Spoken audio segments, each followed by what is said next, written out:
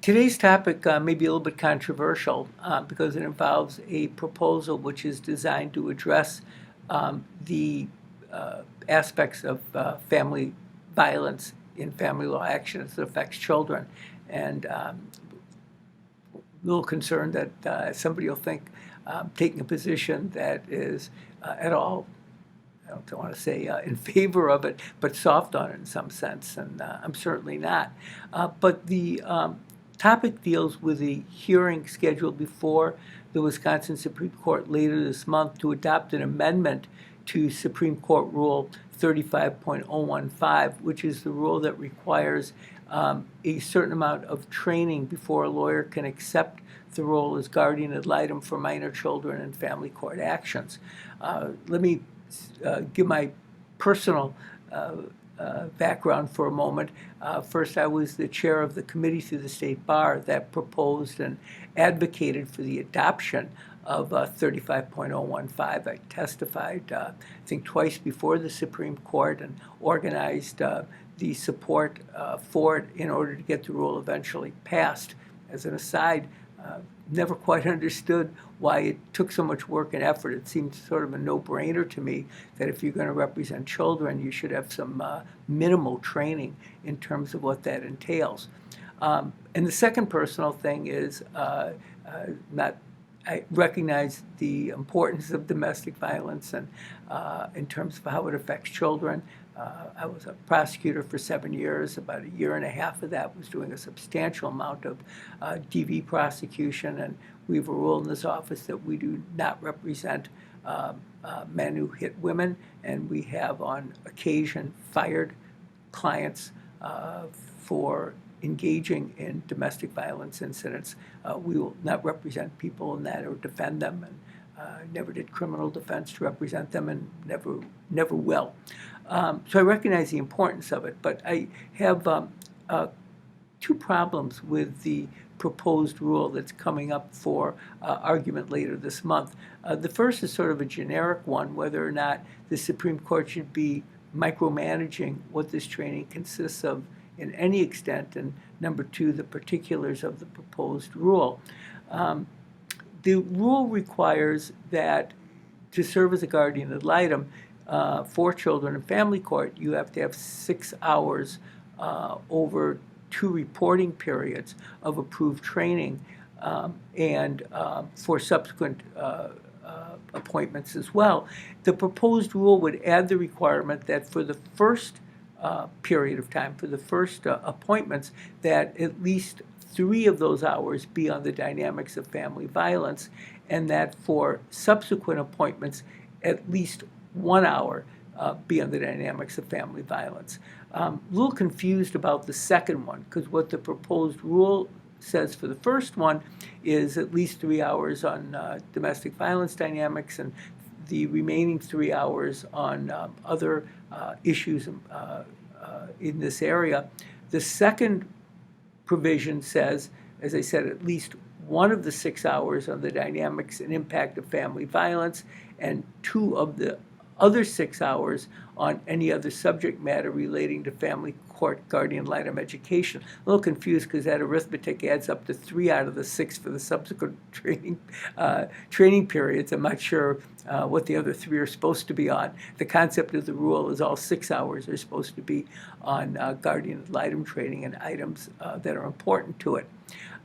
So as I said, my first one is I sort of have a personal disinclination to any time legislation, and this is the formal legislation, even though it's by the Supreme Court, tries to micromanage training. The trainings that I've seen that have gone on, and when the rule was first adopted for several years, I used to teach and help organizing the training programs, would address all aspects of being a guardian ad litem, including family violence.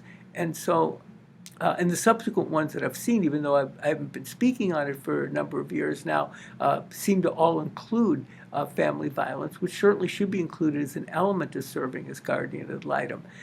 So I'm not so sure if this isn't a solution without a problem. It's already being taught, and I think will continue to be because it's something that's important for guardians ad litem. The particular problem is the concept that for the first period, which is a really important one because that's where most of the guardians ad litem, I would guess, serve, is under that first 4 years where they're required to have 6 credits, to require that half of it be in the field of family dynamics. In my practice, and I've probably served as guardian ad litem, I would guess in at least 50 cases over the years, it's a rough guess, I would guess that no more than 10% of them involved serious allegations of family violence. And that's probably I would say optimistic is the wrong word. That's probably an aggressive statistic. So I'll say a maximum of 10%. But maybe my experience is not representative. So what I did is I contacted 3 attorneys, promised them anonymity. This is going to be my opinion, nobody else's. And I asked how many cases have served as guardian ad litem and what percent of their cases involved allegations of domestic violence. One of them responded that he or she, do this generically, served in over 100 cases, and about no more than 20% involved those types of allegations. 2 of the lawyers responded over 500 cases. One of them responded about 7% and the other about 10%. So if among the 4 lawyers that have submitted their estimates in this, the maximum is 20%, and most of us are around 10%, why would 50% of the credits be required in terms of this particular issue? Well, one of the answers might be because of how important it is, and that additional training is necessary in this field because it's not obvious in terms of its aspects and its effect on children. That may be, it's certainly true that it is important. It's certainly true that it has effect on children, but then again, what arises in 90% of the cases I've been guardian ad litem on, and that's a conservative estimate, probably closer to 100%, and I would guess for other guardians ad litem, 90%, that the issue that training's really needed on is the aspect of child development. What guardians ad litem need to learn, in my opinion, primarily because it arises in all cases, is what effect divorce has on children, what effect placement has on children, what effect that family dysfunction has, and that can include domestic violence in there, but also includes a lot of other areas. One area that I think is absolutely critical is training on how lawyers should talk to children, and especially children in high conflict cases. You know, we go to law school, we don't go to psychology school or child development school or any of those others.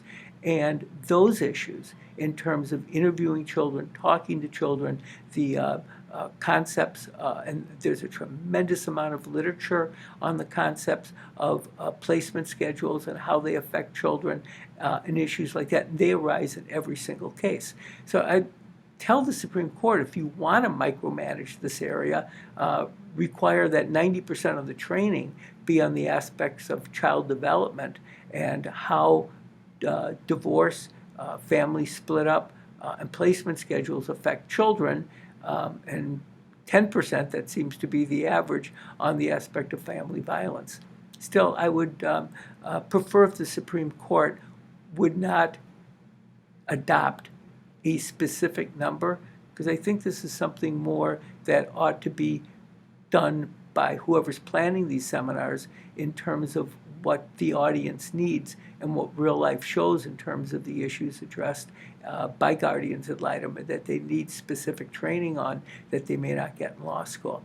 So if the Supreme Court's going to do anything on this, I would suggest that what they do is adopt a rule or amend the rule which encourages inclusion of domestic violence issues in training under this rule under 35015, but not require any specific amount that would be mandated for every single case. Seems to me trying to fit a square peg into a round hole.